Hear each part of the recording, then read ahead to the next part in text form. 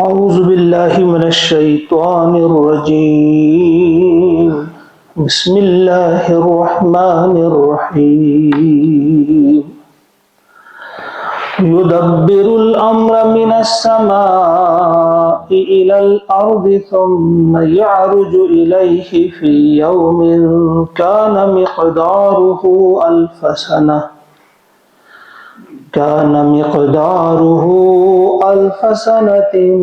مما تعدون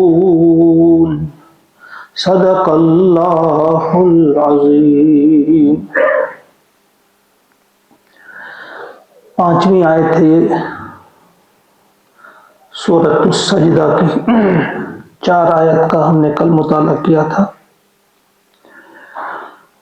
چوتھی آیت میں کل ہم یہ پڑھ رہے تھے، ہم نے سمجھا اللہ کی اس بات کو کہ اللہ تعالیٰ ہی ہے جس نے آسمان اور زمین کو پیدا کیا، اور جو کچھ ان کے بیچ میں ہے 6 ایام میں، 6 دن میں، پھر وہ مستوی ہوئے علی العرش، استوا علی العرش۔ استوا بیٹھنے کو کہا جاتا ہے، لیکن ہم یہ نہیں سمجھ سکتے اللہ تعالیٰ کس طرح وہ مستوی ہے، اس لیے اس کے لیے مفسرین نے یہ استعمال کیا لفظ استوا، کیونکہ یہ وہ اپنی شان کے مطابق اس پوری کائنات کا وہ جو حکومت جو ہے، اس کائنات کا امر جو ہے، اس کائنات کا سسٹم جو ہے، پورا نظام چلا رہے ہیں۔ تو مستوی علی العرش ہے، وہ کیسے ہو اللہ تعالیٰ بہتر جانتا ہے۔ یہ آیت بھی ہے آیت متشابہات میں سے، لیکن یعنی اس کا اصل مفہوم ہماری سمجھ میں نہیں آ سکتا۔ پہلے بھی میں نے یہ بات کہی ہے کہ متشابہ آیت کسے کہتے ہیں؟ جس کے بارے میں ہم بالکل پرفیکٹ یا مکمل انداز سے نہیں کہہ سکتے اس کا بس یہ مفہوم ہے۔ میں نے مثال دی تھی، فرض کریں آپ نے تاج محل نہیں دیکھا، میں دیکھ کر آیا ہوں، پھر میں اس کی تصویر آپ کے سامنے پیش کروں، میں بتاؤں کہ تاج محل ایسے ہے، اس کے 4 کونوں پہ مینار بنے ہوئے ہیں، اس کے بیچ میں ایسا گنبد بنا ہوا ہے، وہاں ایک سائڈ مسجد ہے، میں وہاں کی تصویر آپ کے سامنے کھینچ دوں، ہر شخص کے ذہن میں الگ الگ تصویر بنے گی، سیم نہیں آئے گی، ایک ذہن میں ایک تصویر آ جائے گی الگ الگ، لیکن بالکل 100% صحیح تصویر کہیں نہیں بنے گی۔ وہ اس وقت بنے گی جب آپ اپنی آنکھوں سے دیکھیں گے۔ تو یہی حال ہے یہاں بھی، یہ عرش کیا ہے، عرش پر مستوی ہونا اللہ کا کیا ہے، یہ تو وہیں پہ جب اللہ اپنا دیدار عطا کریں گے اپنے نیک بندوں کو تو پھر پتہ چلے گا کہ اللہ کیا ہے۔ ابھی سے ہم کچھ نہیں کہہ سکتے کیا ہے۔ تو وہ پھر انہوں نے استوا فرمایا عرش پہ، اور تمہارا کوئی نہیں مددگار، کوئی نہیں سفارش کرنے والا۔ اللہ تعالیٰ نے تمہارا کوئی ایسا رکھا نہیں کہ جو اسے مجبور کرے کسی کام پہ، کوئی بھی ایسا ہے نہیں۔ تو کیا تم غور نہیں کرتے؟ کیا تم نصیحت حاصل نہیں کرتے؟ تو آج والی آیت جو ہے یدبر الامر، تدبیر کرتا ہے وہ الامر کی، تمام کام چھوٹا ہو یا بڑا ہو، ہر معاملہ ہر کام اس کی تدبیر وہ خود کرتا ہے۔ من السماء الی الارض، آسمان سے لے کر زمین تک، یعنی جتنے بھی امور ہیں چھوٹے بڑے سب وہ خود انجام دیتا ہے۔ یعنی ایسا نہیں ہے کہ کہیں بیٹھ گیا وہ آرام کرنے چلا گیا تو بس اب اسے معلوم نہیں یہاں کیا ہو رہا ہے، نہیں۔ ثم یعرج الیہ، پھر وہ رجوع کرے گا، یعنی ہر امر پھر رجوع کرے گا، پھر لوٹے گا الیہ اسی کی طرف، فی یوم، ایک ایسے دن میں، کان مقدارہ، جس کی مقدار 1000 سنہ، 1000 سال ہے، مما تعدون، اس حساب سے جس حساب سے تم گنتے ہو، شمار کرتے ہو، یعنی تمہاری گنتی کے لحاظ سے اس دن کا کتنا ہے، وہ کتنا لمبا دن ہے، جیسے تم 1000 سال گنتے ہو۔ پہلے بھی ہم پڑھ چکے ہیں، وہاں بھی 1000 سال کی بات آئی تھی، لیکن ایک جگہ فرمایا ہے اللہ تبارک و تعالیٰ نے، کیا فرمایا ہے جو ہم پڑھتے ہیں، 50,000 سال، 50,000 سنۃ، وہاں اس کی مقدار جو بتائی گئی ہے وہاں 50,000 سال بتائی گئی ہے۔ اب آپ سوچتے ہوں گے کہ یہ کیا ہے مسئلہ، کہیں 1000 سال بتائی گئی، اللہ کے ہاں ایک دن، اللہ کا ایک دن ہمارا 1000 سال ہے، تو کہیں 50,000 سال۔ تو یہاں سے کچھ مفسرین نے کہا کہ قیامت کے دن کا تذکرہ ہے، اور کچھ مفسرین نے کہا عام دن بھی، اللہ کے ہاں کا ایک دن اور ہمارا 1000 سال، اور قیامت کا دن 1000 سال بھی 50,000 سال بھی کہا گیا ہے قرآن پاک میں، اور حدیث پاک میں آیا ہے قیامت کا دن کچھ لوگوں کے لیے اتنا ہوگا بس ایک فرض نماز ادا کرنے میں جتنا وقت لگتا ہے۔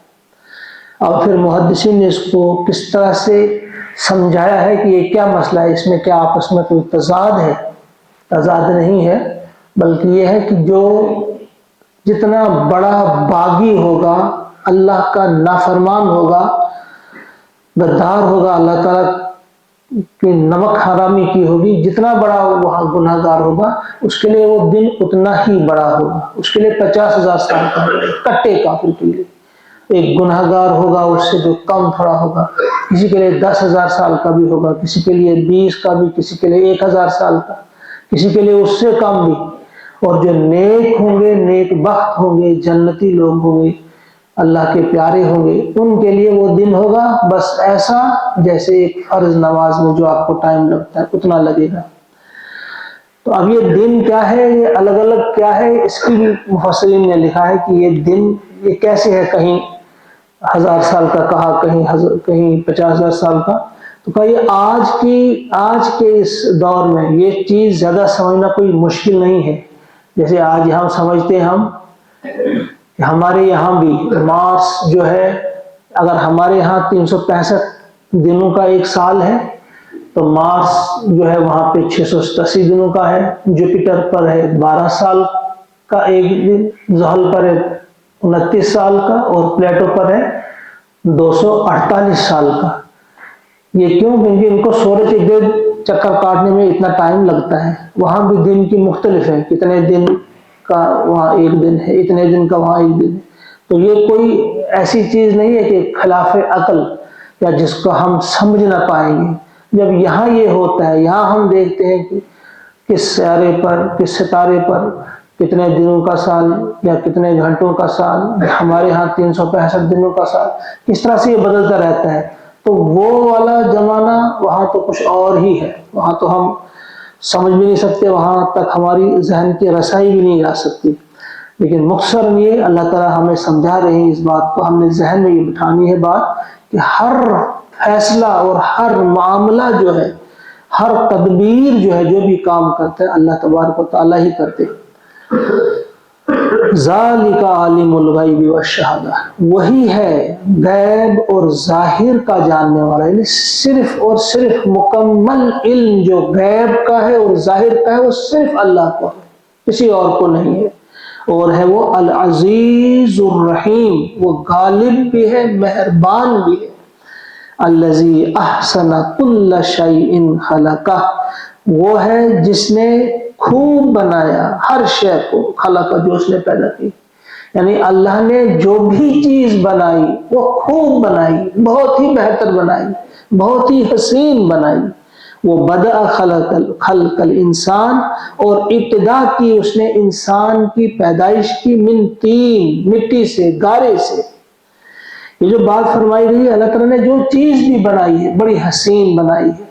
آج تک آپ دیکھیں اس کی جتنی بھی یہاں بنائی ہوئی چیزیں، ہر چیز اسی کی بنائی ہوئی ہے۔ جو بھی دیکھتا ہے کبھی کسی نے یہ گمان تک نہیں کیا، سوچا بھی نہیں کہ اس میں کچھ ترمیم کی جا سکتی ہے، یہ اس سے اچھی ہو سکتی تھی اگر ایسے کیا جاتا۔ کوئی بھی نہیں کہتا، کوئی جو بھی غور و فکر ان چیزوں پہ کرتا ہے وہ سمجھتا ہے کہ بالکل پرفیکٹ انداز میں بنائی گئی۔ آپ دیکھیں مچھر کو دیکھیں یا شاہین کو دیکھیں، آپ چونٹی کو دیکھیں یا ہاتھی کو دیکھیں، آپ ایک پھول کو دیکھیں، ایک کانٹے کو دیکھیں، یعنی جس چیز کو بھی آپ دیکھیں گے آپ کہیں گے نہیں بس ایسی ہی ہونی چاہیے تھی۔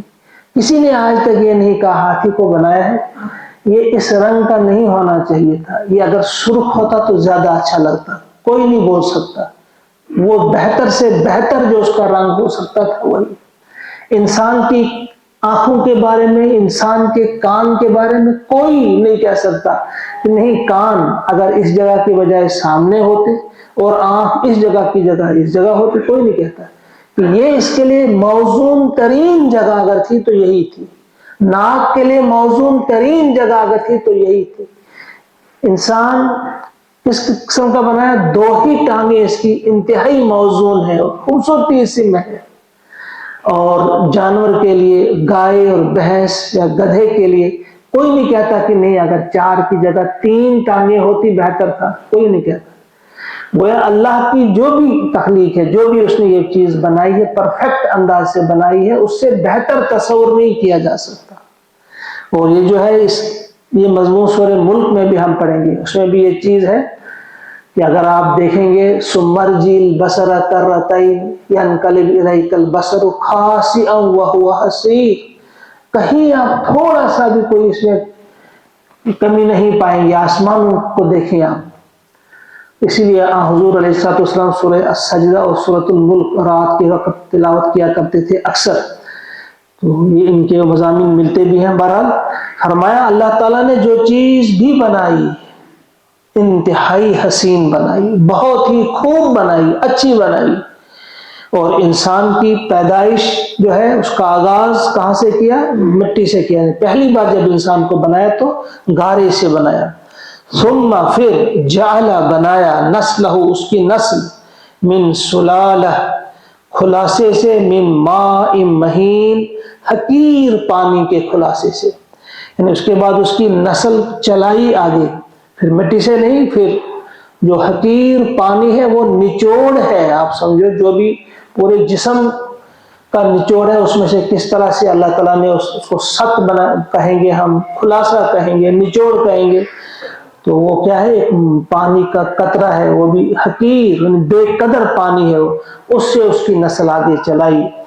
ثم سواہ، اور پھر اسے نک سک سے ٹھیک کیا، سواہ فنیشنگ ٹچ جسے ہم کہیں لاسٹ میں جو کہتے ہیں، پھر اس کو درست کیا، اسے نک سک یعنی اس کے نک سک کو سنوارا، یعنی بہتر طریقے سے اس کو بنایا، فنیشنگ ٹچ بھی اس کو جب دیا۔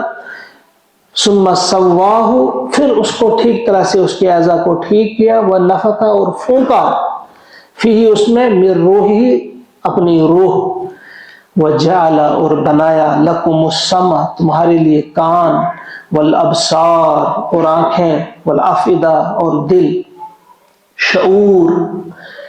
اب یہاں ایک بڑا باریک نقطہ ہے، ذرا دھیان دیجیے آپ، پہلے سارا یہ غائب میں کہا گیا ہے، غائب میں اس نے ایسا کیا، اس کو پیدا فرمایا، اس کی نسل آگے چلائی، اس کو نک سک سے درست کیا، اس کے اعضاء ٹھیک کیے، اس میں اپنی روح پھونکی، یہاں تک پاسٹ میں ہے سب، غائب میں۔